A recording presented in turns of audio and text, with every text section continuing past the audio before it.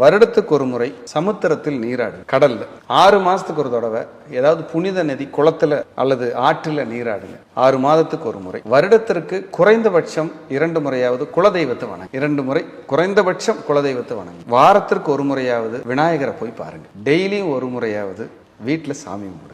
1 மணி நேரத்துக்கு ஒரு முறையாவது உங்களுக்கு பிடிச்ச தெய்வத்தை ஒரு 10 செகண்ட் நினச்சிக்கணும். 1 மணி நேரத்தில் ஒரு 10 செகண்ட் ஏதாவது ஒரு இடத்துல ஆத்மார்த்தமாக நினச்சிக்கணும். அந்த டேயில் ஒரு 8 மணி நேரம் 9 மணி நேரத்தில் கணவனாக இருந்தால் மனைவி, மனைவியாக இருந்தால் கணவன்கிட்ட 2 முறை ஃபோன் பண்ணி சாப்பிட்டியா, என்ன பண்ணுறேன்னு நலம் விசாரிக்க.